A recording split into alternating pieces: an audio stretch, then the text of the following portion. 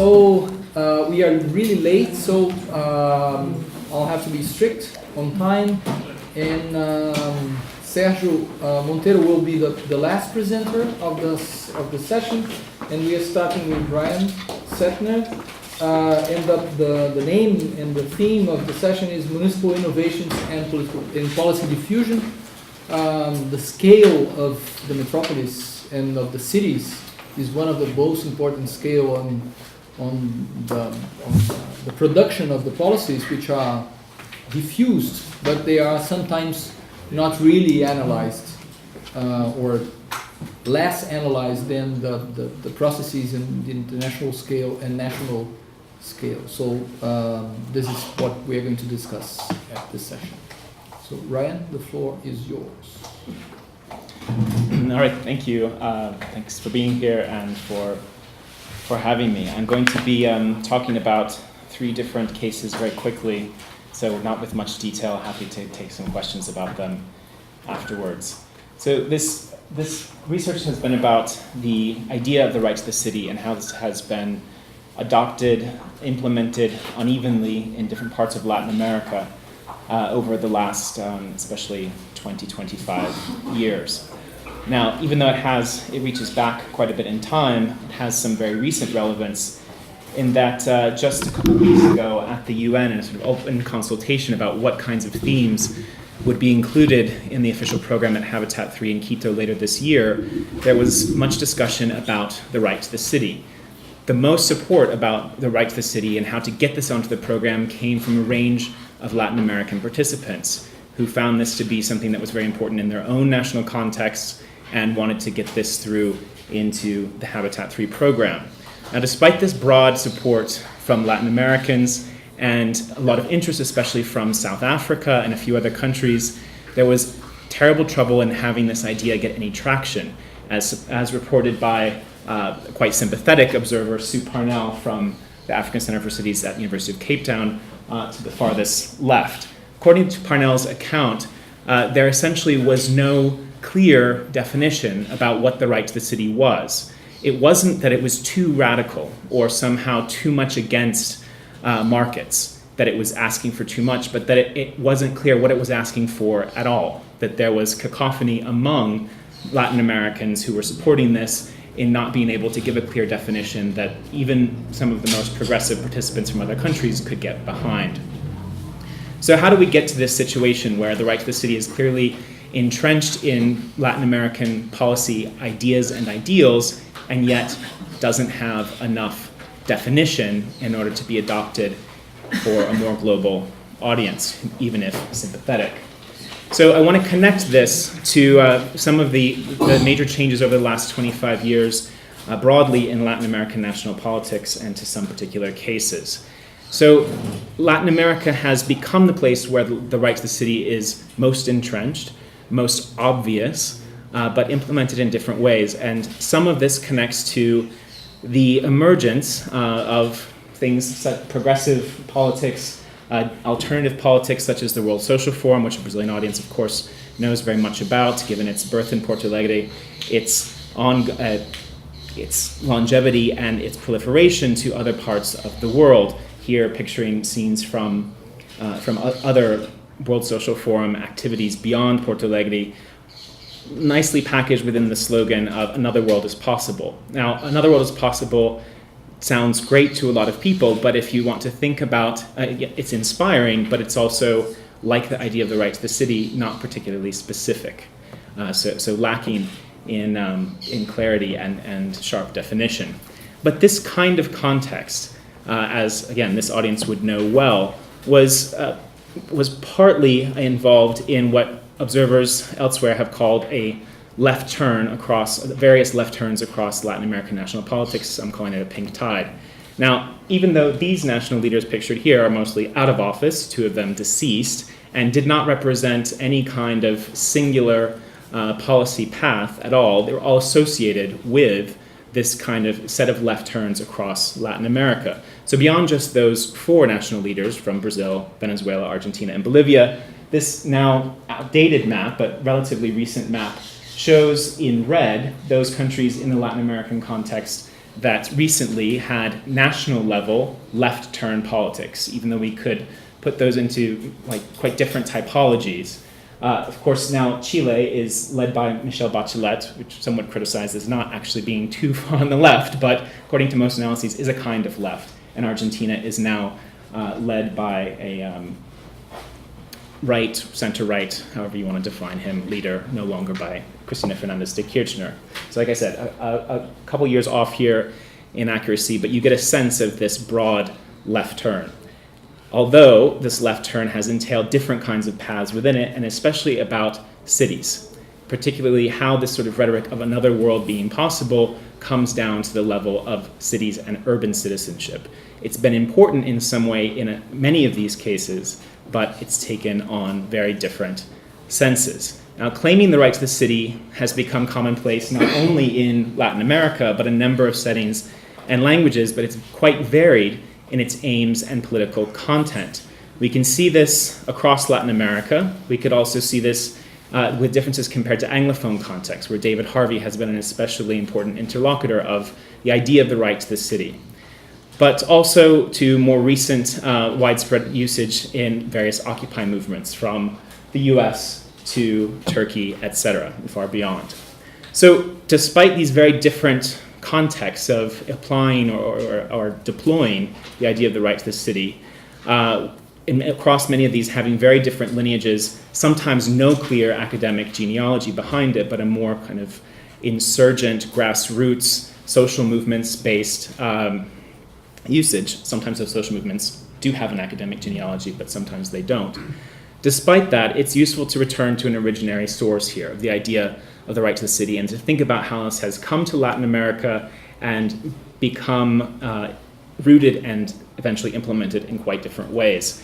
So the right to the city is typically attributed as a concept to Henri Lefebvre, a French philosopher, sociologist, who was very active in especially communist politics and eventually alternative communist politics throughout the 20th century. In 1967, he penned a treatise called, in French, The Right to the City, and this was published in 1968, as many of you would know, a quite important year in terms of left politics, particularly in France, but globally as well. In this treatise, he was writing in this context. This is something that Harvey has connected to Lefebvre, that this supposedly represented some of his imagination about what the right to the city might be. This is actually a political campaign poster for a version of the Green Party in Paris, but some have agreed that this represents a bit of Lefebvre's notion of a city that is livable, that has a center that is affordable, but also open to various different people from various different walks of life, that people have a way to have access to all the resources of central Paris and urban centrality broadly.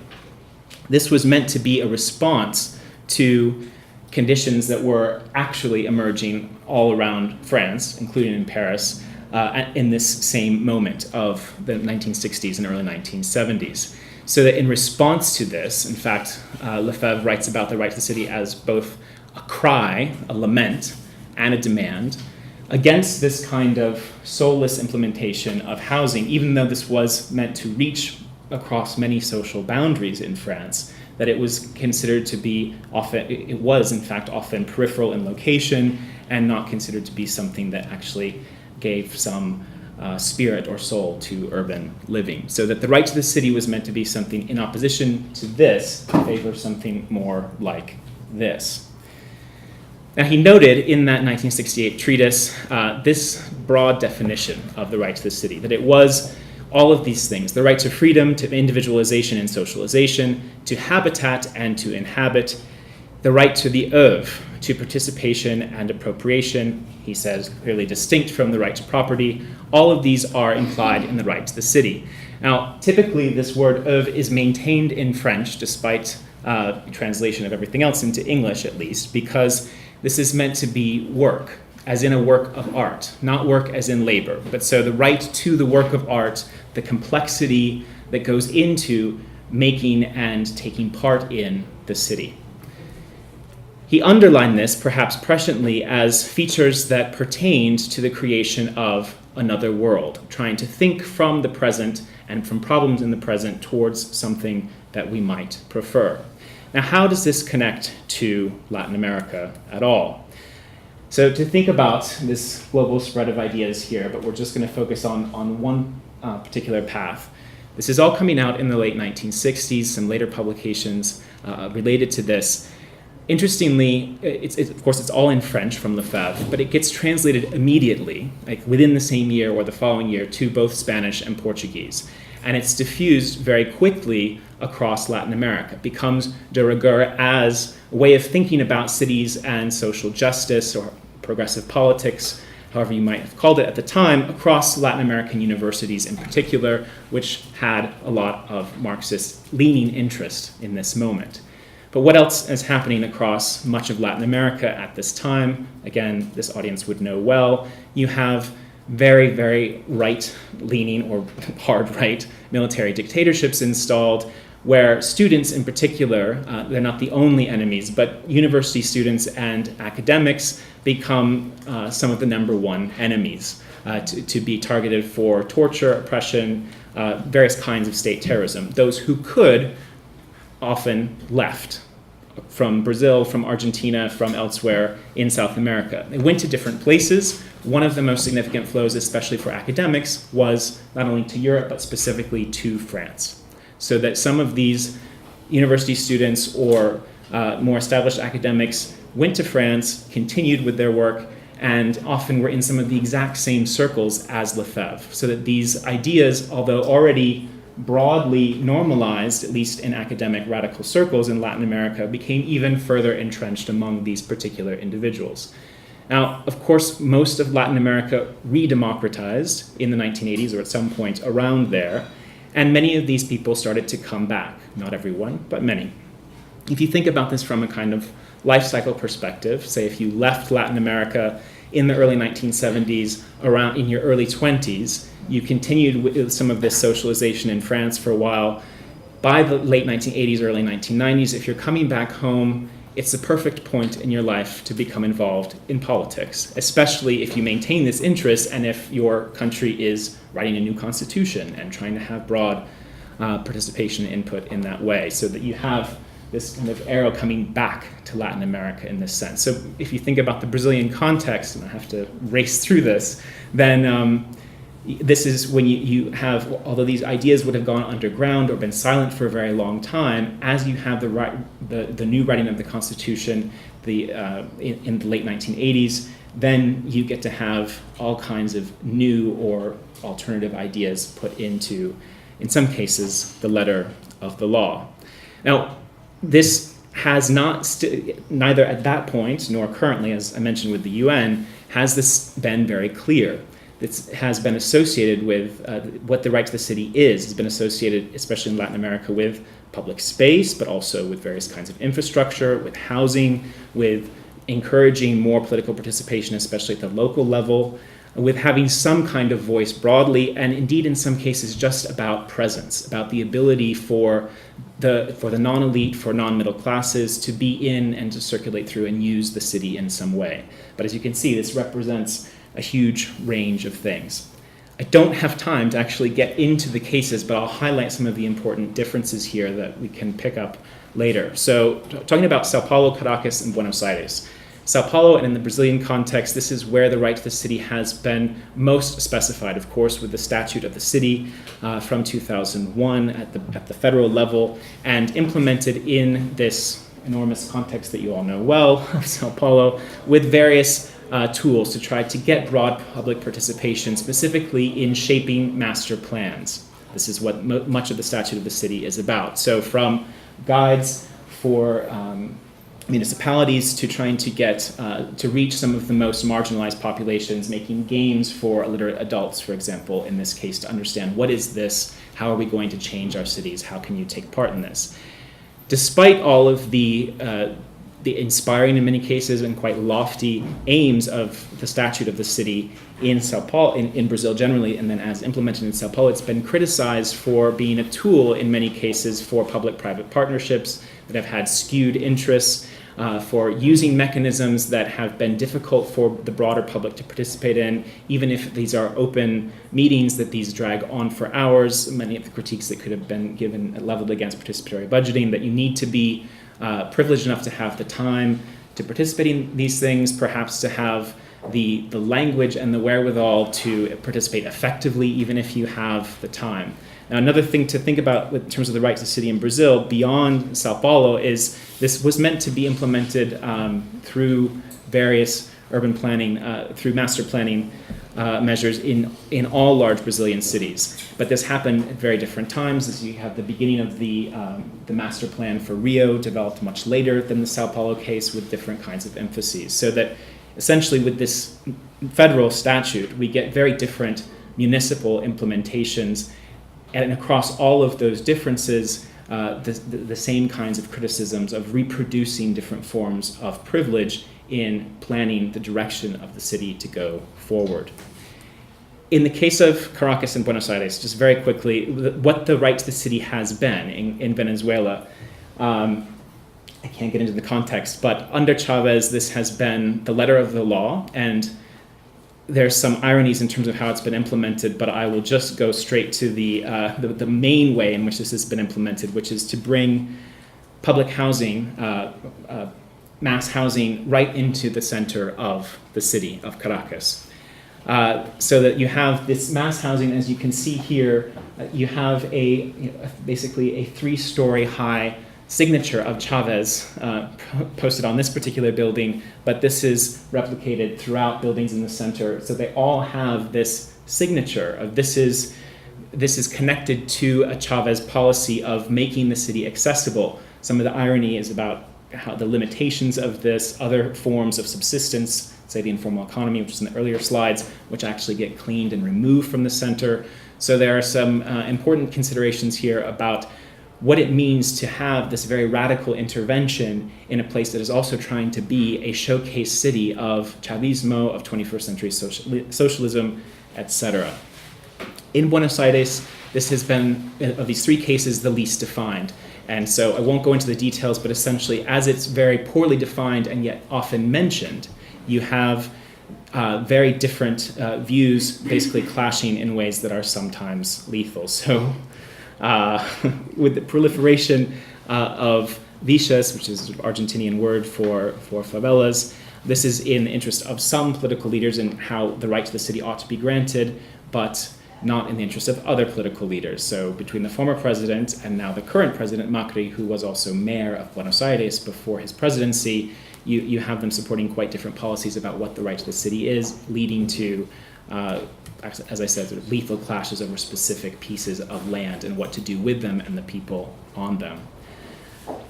I won't go into these other cases, but there's some things to think about from elsewhere in Latin America, Colombia, Chile, Ecuador, Cuba. Happy to answer some questions about it, but in conclusion, there is a broad sort of shared left rhetoric here, but absolutely divergent instrumentalization. You have the character in practice of these right to the city policies is largely dependent on the moment and the nature of how it got rooted in these places, what was the character of either social movements or particular politicians, and then as well the conjuncture of its sort of rise in rhetoric. The modes of implementation, as I said, are quite different, and we can trace some of that here. In terms of how do these travel or how much do they travel between sites and via what mechanisms, this is largely through a shared academic or planning discourse, but it's very broad, vague, and cacophonous, as I started out with, and there's very little clear concordant view on what it is and how to implement it best. There is actually not a lot of discussion about this in sort of cross-city learning, but instead it's been a victim of political malleability in practice, so that it can mean very different things, often extremely far from the ideals that Lefebvre put forward. I'm not trying to scold in particular how it's been implemented, but it has, of course, taken on a life of its own in the politics of each national context. Thank you.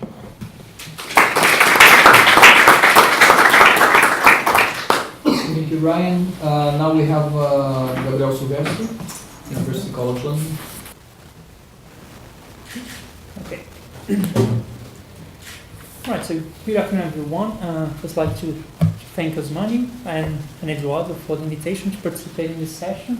I'm very glad to be here among some fellow urban scholars to contribute to this discussion about policy transfer. Right, before going straight to the analysis of policy transfer that I take in relation to Rio, I'd like first to start with a short account of something that's quite illustrative of the interest and what drew me to this research. So back in 2013, I was doing field work in Rio, in Brazilian politics. Now seems like ages ago. But right at that time, I was examining the regeneration program of the port area of Rio, which encompasses a huge area, some 5 million square meters. And I went to visit the visitor center that was set up in the area to explain what are the policies that are envisioned for the area, the infrastructures that are planned there for the coming 2 decades, which is more or less what it's planned to last the program, and pretty much to explain to the public what is the vision for that area. So as I entered, the site is still there, and as you enter this visitor center, there's an exhibition area, and right at the beginning there's a wall explaining what it is about. So what struck me was the text that started there, which read, there was a headline saying cities turn their attention to port areas.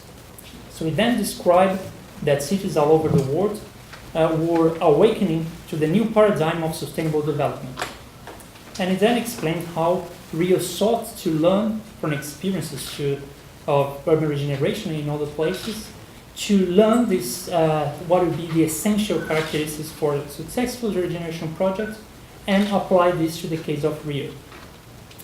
And later that day, I joined a group for a guided tour of some of the building sites. And as we were accommodated in the van that was touring the site, we had our guide, and he welcomed us. He was prompted by a script. And again, the way it started was also very interesting, and I'll come back to it. So his opening lines was, the regeneration of port areas is a worldwide trend in major cities, being Barcelona one of the most successful examples. Okay, so I'll stop all these reminiscences right here, just to pick up on these 2 points, to say what I found particularly interesting was that in these 2 instances of the general public being at the interface of the explanation of a public policy, was how Rio was situated in a global, let's say, policy arena about urban regeneration, in which some places and some policies emerged as best practices and key places to learn from. And particularly in the case of Barcelona, that is what I want to discuss in this presentation, it has been a perennial feature in Rio de Janeiro politics. If you look at the mayoral administrations of Rio since 1993, in different degrees of enthusiasm, all the mayors they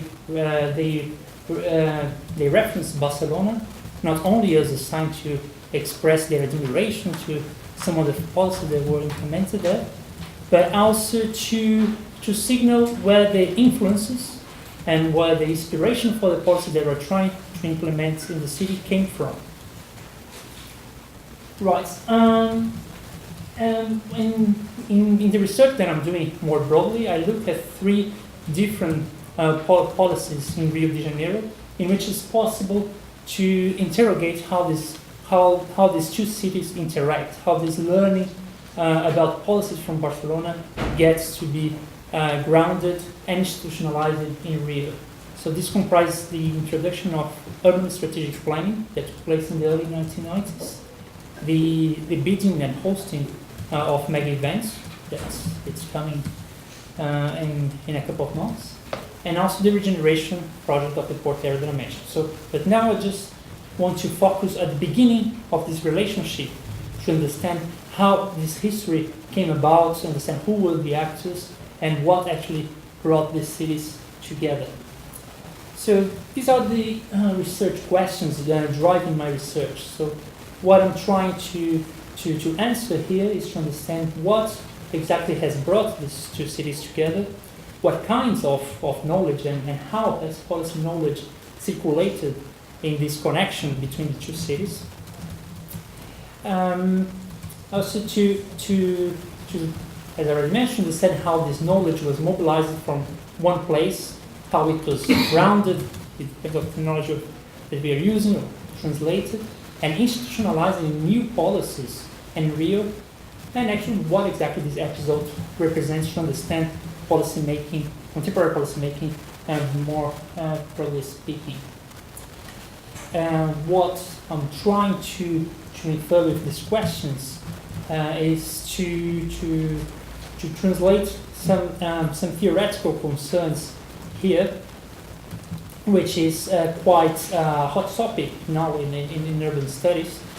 So this is a very timely conference for urban scholars to engage with others that have been working for quite a long time with the question of transfer and circulation of policy knowledge, but to understand how local policies are influenced by globally circulating knowledge.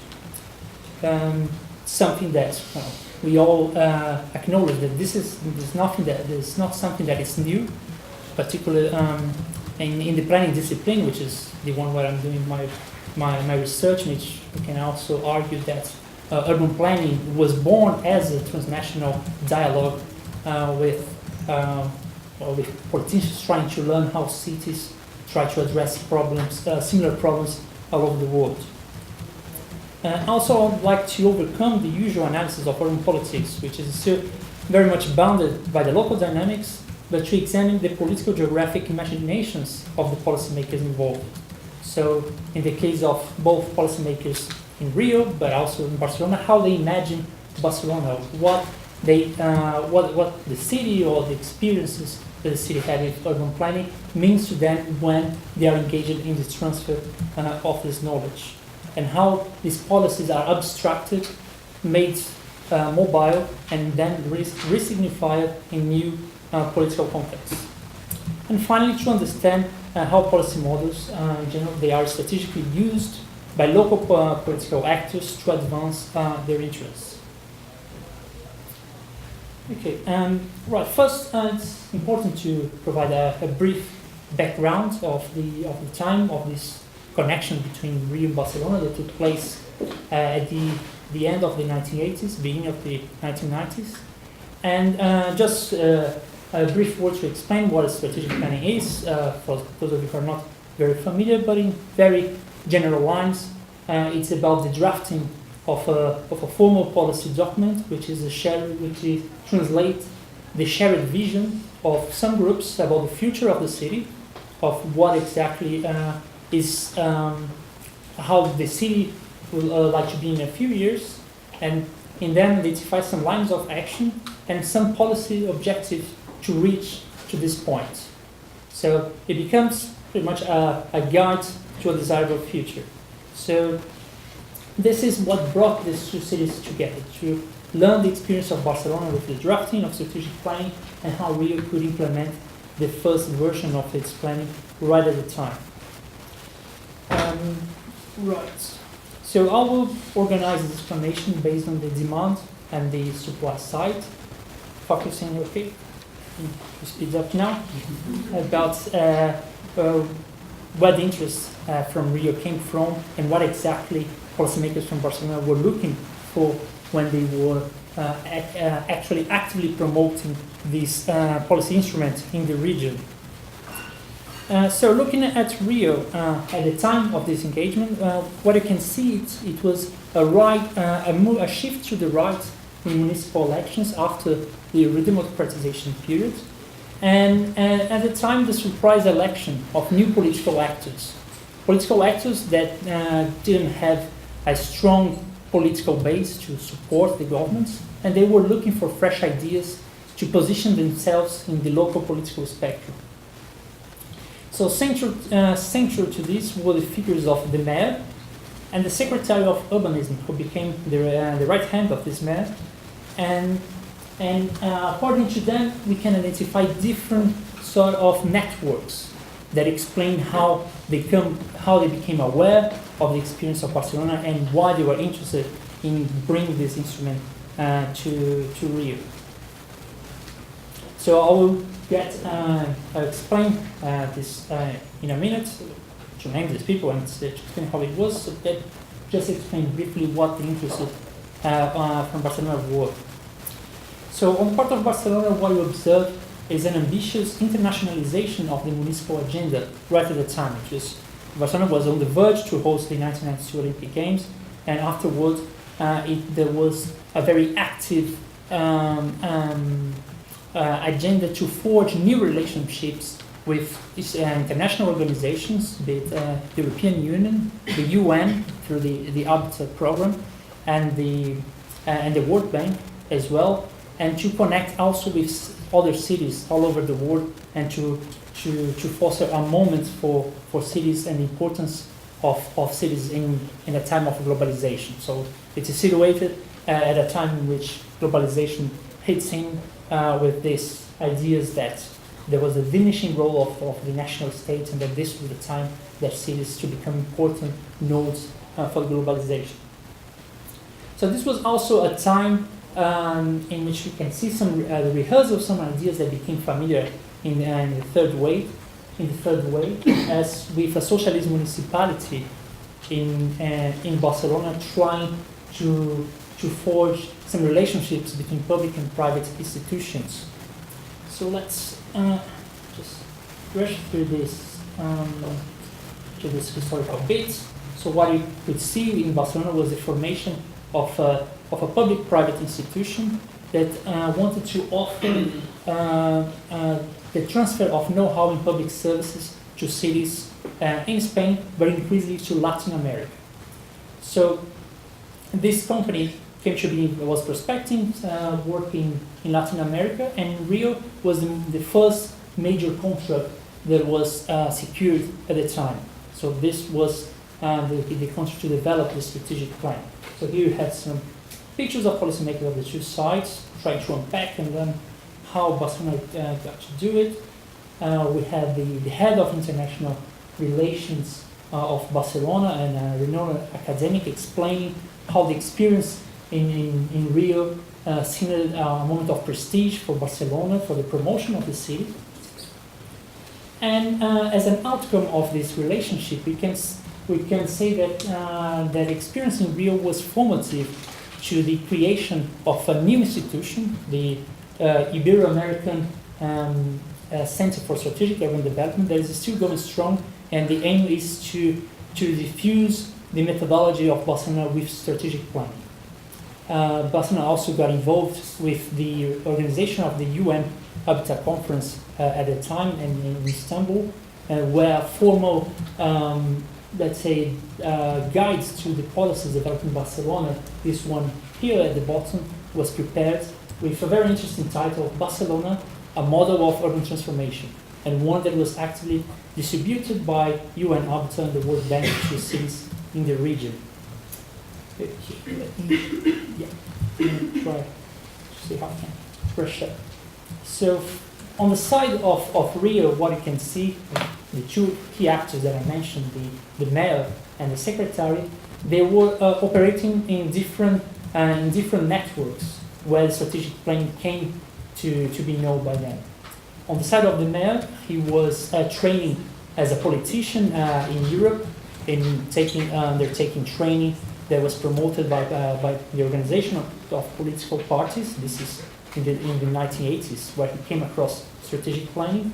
But for the head of urban planning in the city, he was part of the epistemic community of architects and academics, who for them was very well acquainted with what was going on in Barcelona, and where he was inspired to try to challenge the figure of the statutory master plan that Brian just mentioned, which was an instrument that was seen as the product of social movements and trying to influence a right to the city. So strategic planning for them signaled the opportunity to foster a more flexible approach to urban planning that was more responsive to the demand from the market.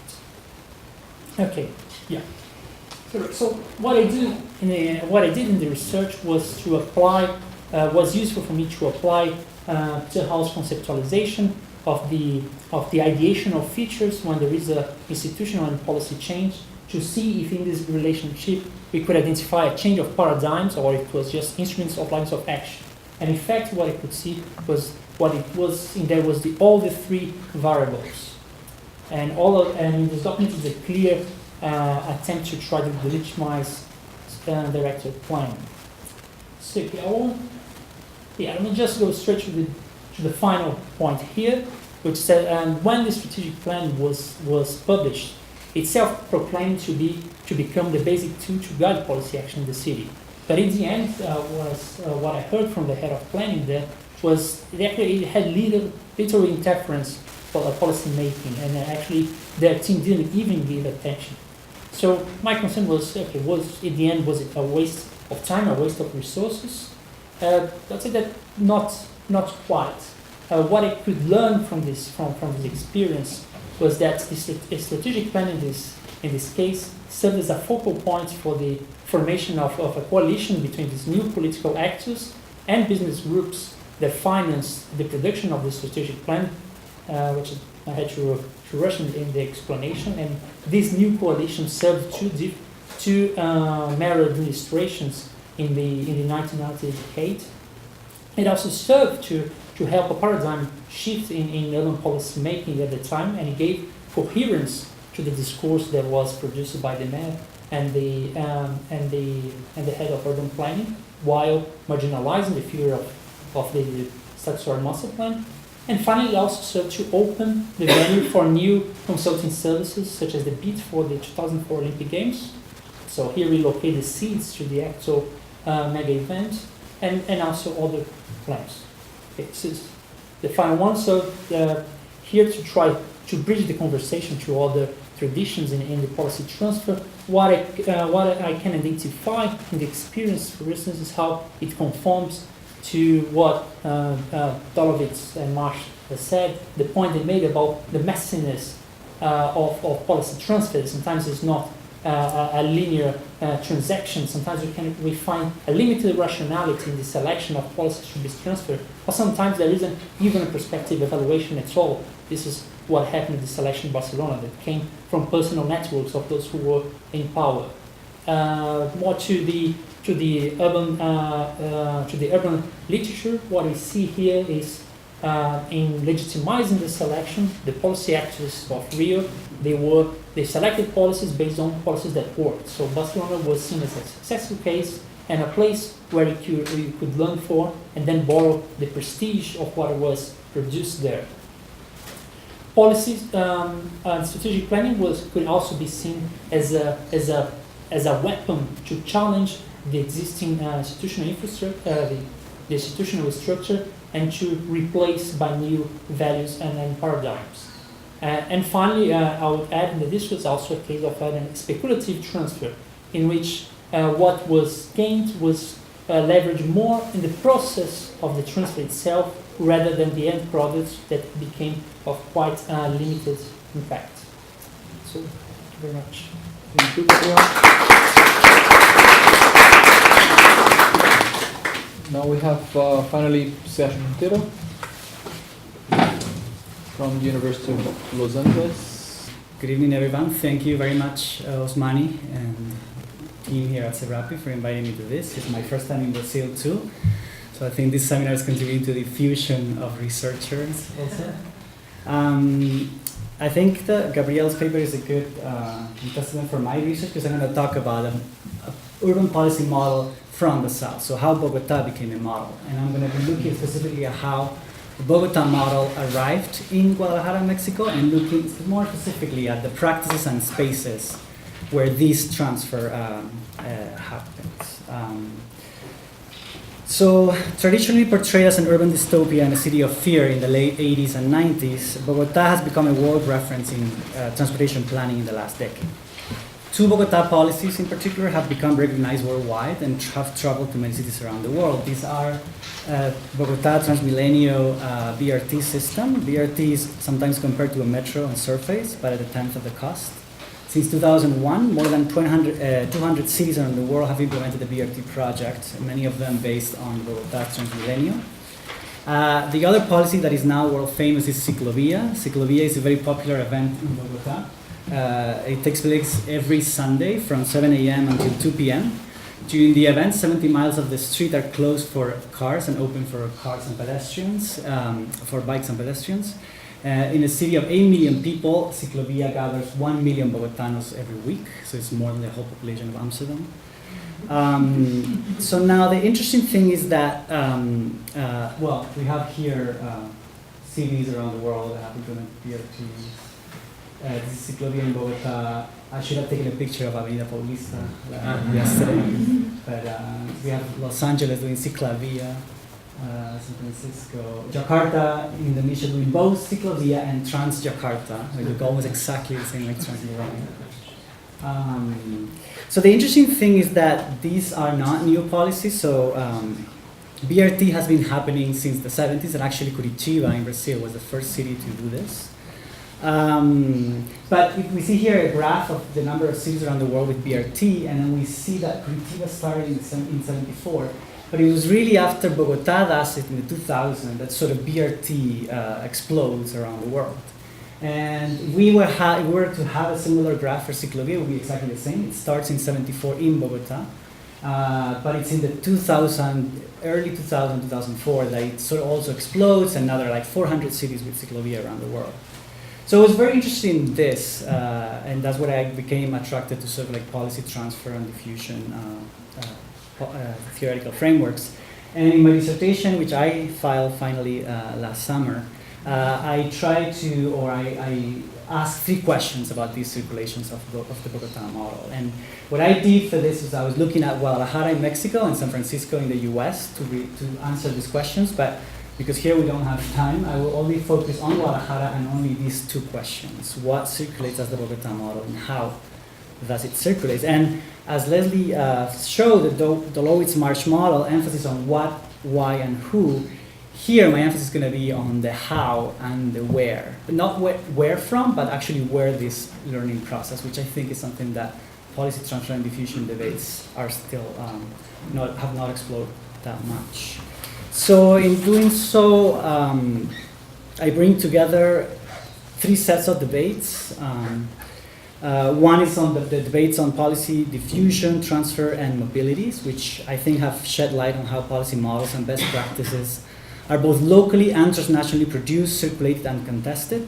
But less is known in these debates about the actual practices and spaces where urban policy actors learn or are persuaded to adopt particularly globally circulating best practices.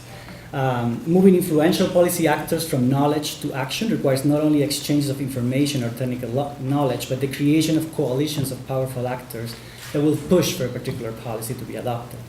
So here, debates on storytelling and urban planning can help us to analyze the important role that narratives, emotional dispositions, and persuasive messengers play in urban planning decisions and urban policy change. And finally, similarly, recent work in geography have shown the importance of the spaces where this policy learning and transfer occur. And so they're starting to understand the practices that take place in places like conferences, study tours, face-to-face encounters.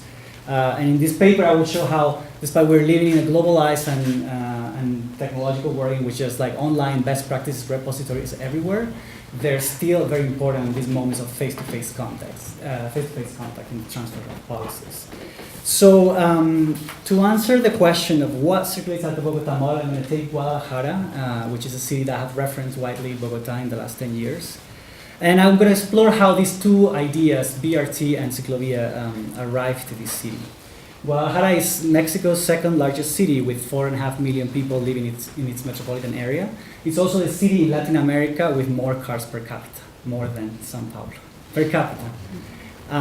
So drawing from participant observation and more than 30 interviews with local and international policy actors, I show how the role of narratives was very important. There was a visit of Peñalosa to Guadalajara in 2003, and that was a key moment in which Bogota ideas started to, or the process of adopting the idea started. So I'm going to show that process. So In 2003, Enrique Peñalosa, the mayor of Bogotá right now, but he was then former mayor, visited Guadalajara to give a talk titled An Infinity of Small Things that started with the words above.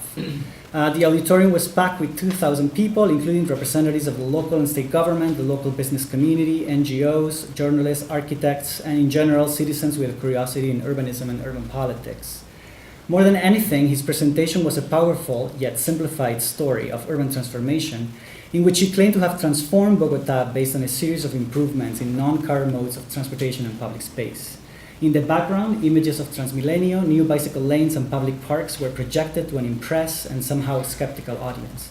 Peñalosa's talk in Guadalajara in 2003 was a triggering event that resulted in more than 15 study tours of mayors, politicians, journalists, and other influential policy actors from Guadalajara to learn from Bogotá. In 2004, inspired by Bogotá's ciclovia, the governor of the state of Jalisco, Emilio González, inaugurated Vía Recreativa in Guadalajara. Vía Recreativa is Latin America's second largest car-free street closure event, which draws about 300,000 participants to walk and bike in the streets every Sunday. Some years after, the mayor of Guadalajara and the governor of Jalisco would inaugurate a BRT line that moves about 125,000 people per day. Not only was based on Transmilenio BRT, but it had a Colombian as the head of the system.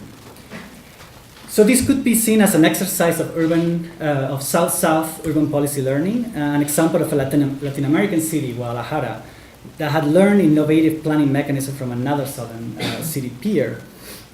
But the interesting thing is that these ideas were not new in Guadalajara. In 1996, Guadalajara transportation planners traveled to Curitiba and produced a number of technical feasibility reports that recommended the implementation of several public transportation corridors as well as a BRT system for Guadalajara based on Curitiba. Yet none of the mayors of Guadalajara or governors of Jalisco at the time took these technical studies seriously, and the policies planners recommended at the time never became a priority in the government agenda. So if transportation planners working for the local and state governments in Guadalajara already knew and had recommended the implementation of bicycle and BRT policies since the 90s, why did the mayor of Guadalajara and the governor never include them in the government agendas? So in my analysis after 2003, what I found is that there were two key practices for the introduction of Bogotá policies in Guadalajara's local agenda. First, it was the visit of Enrique Peñalosa in 2003 and his persuasive storytelling capacities. And second, the 15 study tours to Bogotá that took place between 2004 and 2010. And in this paper, I'm going to focus on these storytelling capacities and the conference that I was mentioning. So Enrique Peñalosa's first visit to Guadalajara in 2003 was in reality a fundraising event of Ciudades Públicas, a non-governmental organization that would eventually become Guadalajara 2020, GDL 2020. The roots of GDL 2020 can be traced back to a small group of business leaders from the local jewelry industry that started to organize in the mid-90s to clean up from prostitutes, drug addicts, and informal street vendors Plaza Tapatia, a central public square where their jewelry showrooms are located. So these business leaders wanted to bring a world-recognized expert in urbanism that would help them raise funds for their conservative agenda. Yet Peñalosa's talk resulted in an important shift in the beliefs of these local leaders that moved them from the focus on cleaning up their square to the more ambitious objective of intervening in the system of metropolitan transportation. So it is not a coincidence that Peñalosa was invited as an expert. This world recognition has also been produced. Since 2001, Peñalosa has given many conferences around the world funded by the Global Sustainable Transport think tank ITDP and Embark, as well as the World Bank. These entities have promoted Bogotá worldwide as part of a broader strategy to leverage cost-effective, easy-to-implement, financially sustainable models that can be done really quick to promote the sustainable urban transport agenda and reduce global emissions.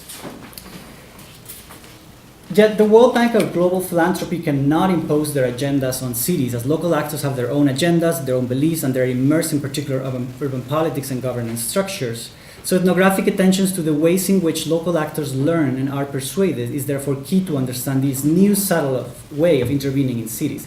It is in those practices of policy learning and persuasion where both global and urban agendas are translated in particular policy outcomes. In my research, it became clear that storytelling by a credible and persuasive practitioner is one of the key practices to mobilize a global agenda. especially by inspiring the creation of a local coalition of actors that would then push for the agenda in their home cities. But what is the role of stories in creating coalitions?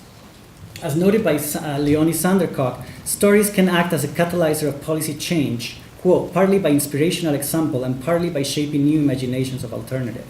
Storytelling is different from other ways of transmitting knowledge. A story has a setting, a chronological logic, a clear plot with protagonists, and a moral tension that normally points to a potential solution. Peñalosa's talk was a narrative of heroes, his administration, villains, those that promoted car-oriented infrastructure, and innocents, children that cannot play in the streets anymore, and household without cars. In the background, before and after images of new and reconstructed public parks, Bogota's flashy bus rapid transit system, and bike and pedestrian infrastructure were projected to an impressed audience. If Bogota, this urban backwater in the third world, has done it, why can't Guadalajara do it? This was the powerful moral of the Bogota story told by Peñalosa in Guadalajara that was reinforced by before and after images of selected transportation images. So this Bogota story of urban transformation is a narrative that other global think tanks such as ITDP and Embark have used around the world. And these have been these think tanks that have funded many of the travels of Peñalosa around the world.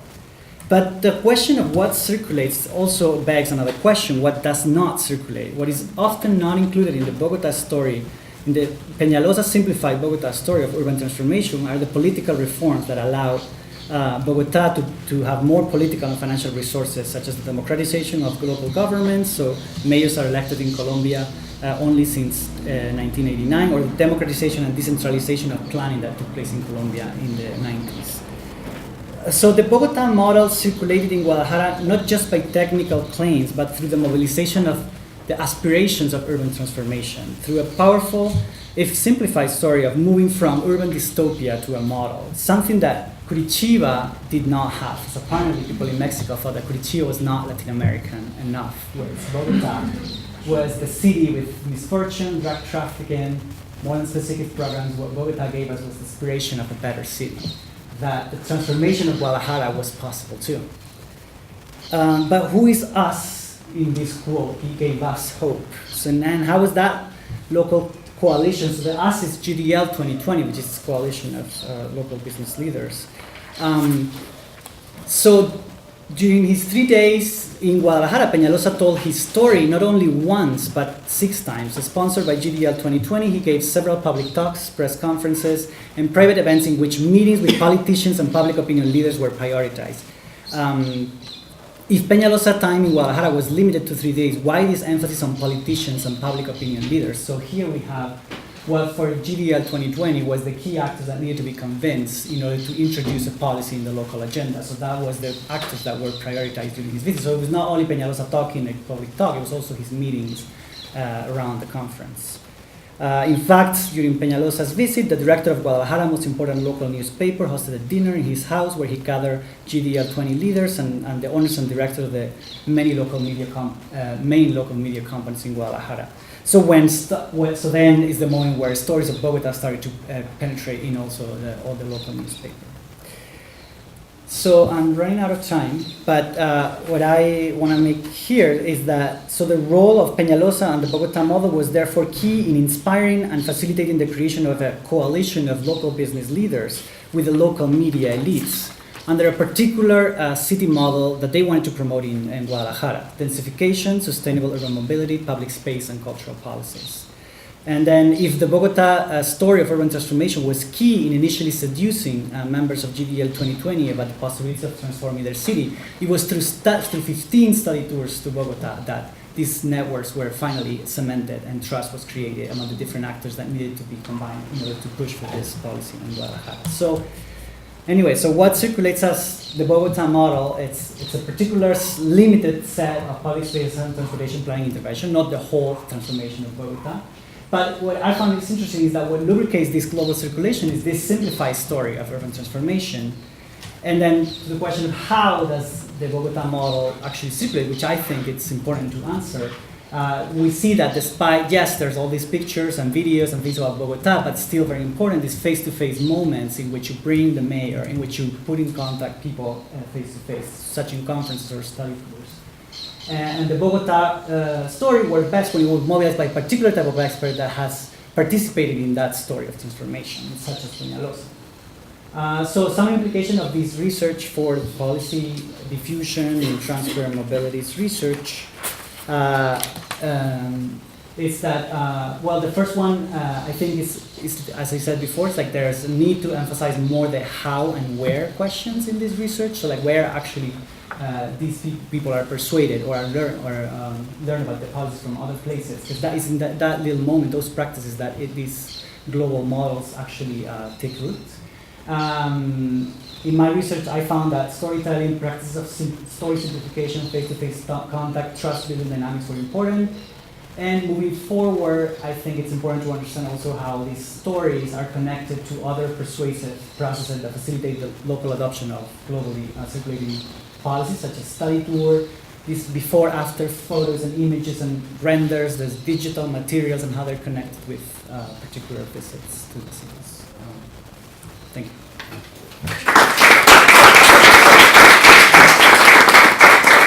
Thank you, Sergio. Now we open for questions, observations. Again, asking the person to introduce herself before making.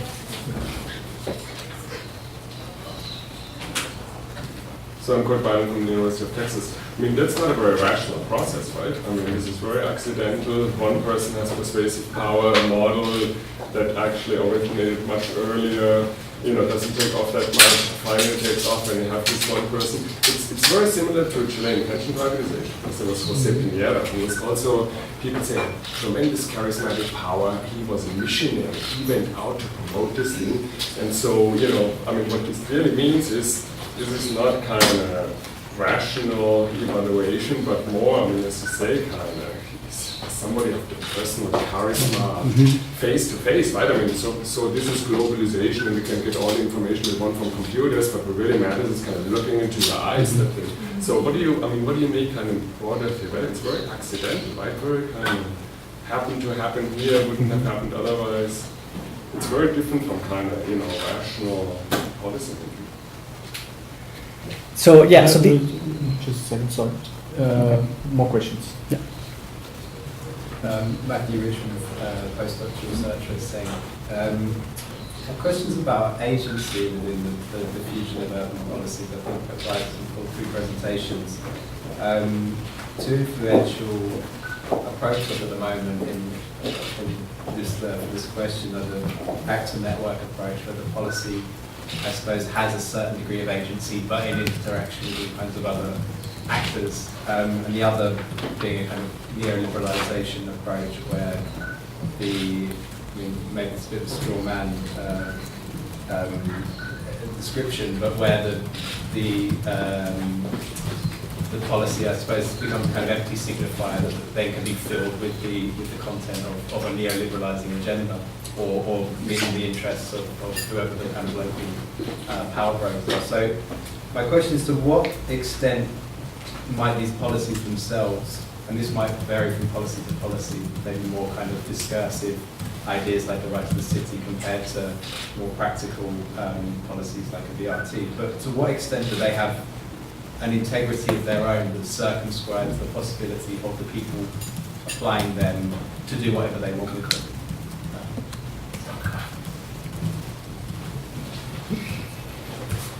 Thank you for some very interesting presentations. I'm Jenny Constantine from IBS. I guess it speaks a bit to my sort of question and comment. It speaks to the sessions this morning and also to the presentations now. Sergio, what was the name you used? Persuasive? Practitioners. Practitioners. One of the things that has kind of been at the back of my mind is that no one's really spoken about champions, these kind of persuasive practitioners, or was many calling the ambassadors, or when Les was talking this morning about how you have to have this kind of political process of depoliticizing oneself. Often in all these processes we find that there are champions, there are the storytellers, there are the people who, like Kurt was saying, you actually look at someone and you connect with them and they share a story. So yeah, maybe just a comment really that we have to, that it's worth us trying to find who are the nodes, who are the people in these various examples of diffusion or transfer, or who actually serve to move this along, to tell the story in a way that resonates in our particular context, and then maybe enables the transfer to take place or to be considered viable.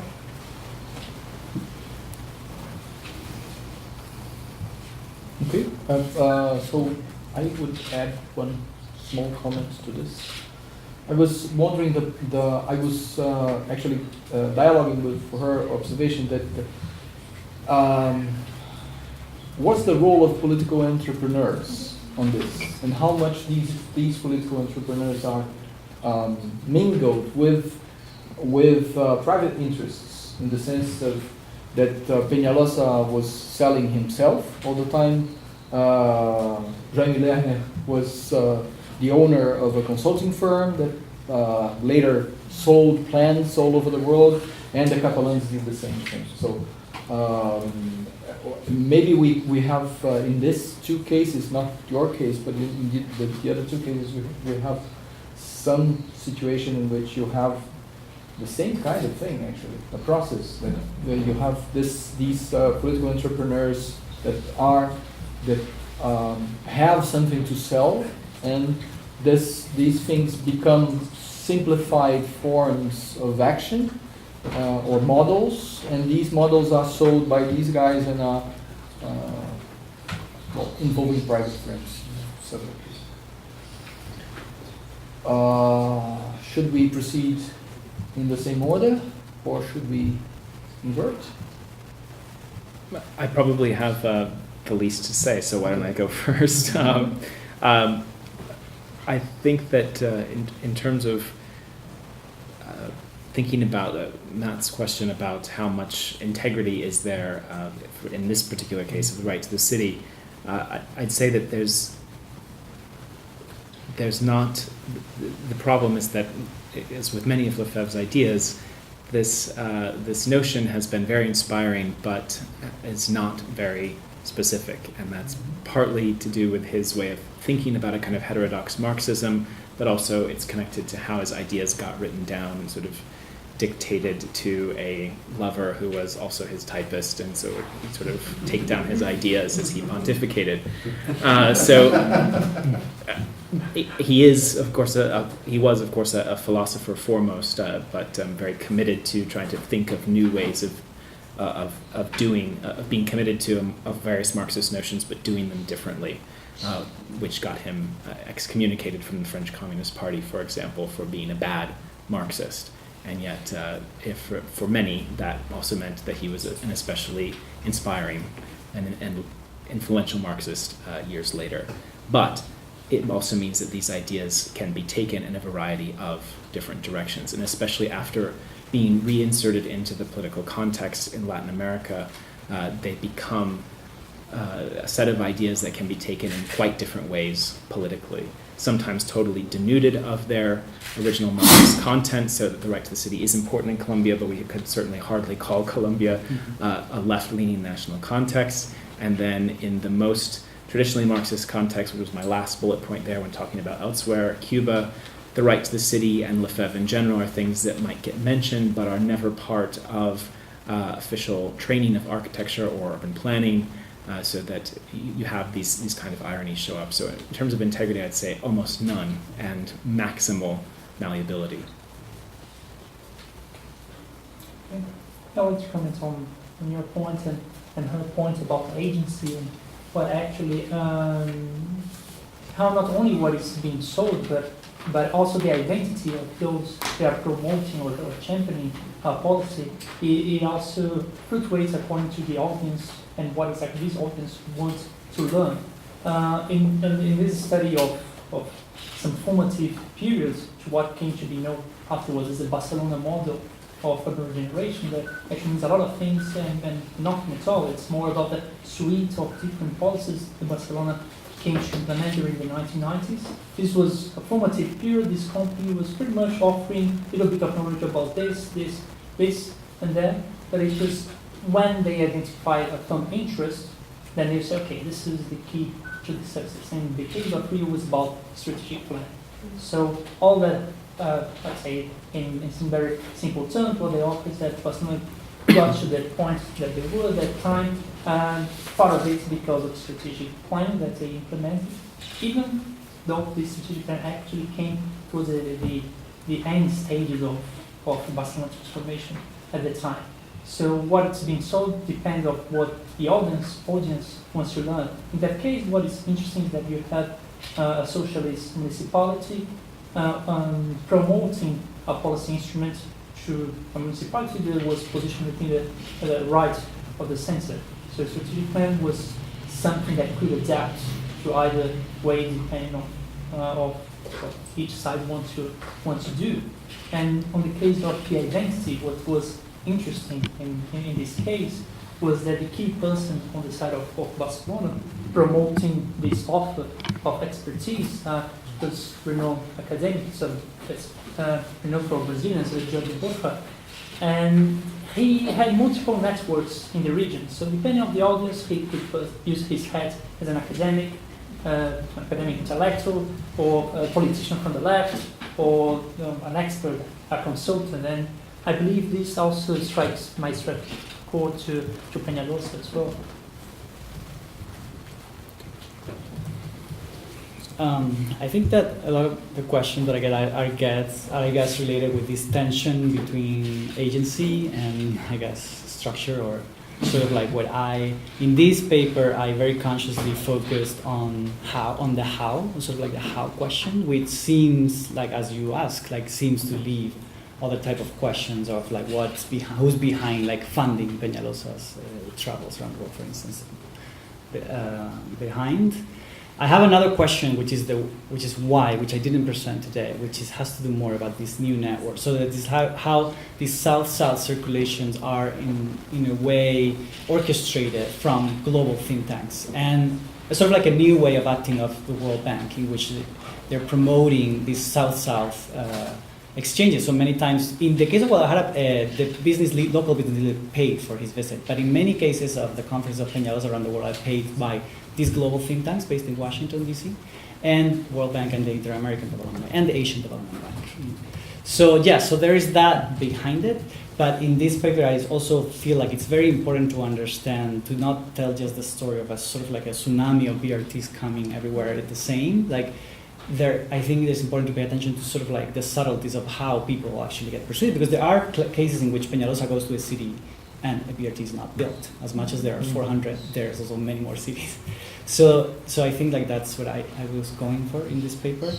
And then the question about the political entrepreneurs, yes, they are very much, they ride on these waves. So like when there's this charismatic person selling the story that also is supported by global institutions, so that's what you have to do. So like the city, finally, it doesn't matter, it's not so much about, I guess not so much now about copying Barcelona, copying the north. Now you can copy the south too, but because the powerful institution made it so that you would desire to be that person. That was the politicians then ride on that wave. So yes, so there were some political entrepreneurs that didn't talk about this, but the one that organized. So these study tours were initially paid by the local business coalition and later by the government. So then they would send the new Secretary of Mobility to go to Bogota. Like the Secretary of Mobility went like 6 times to Bogota. And he became and those trips to Bogota actually made him the owner of this model. So thanks a lot for the presenters and also for the questions. It's 4:05, and we'll have where's Osmani? We'll have a very short coffee. We'll try to return at 4:15. And so that we can end on time. Okay.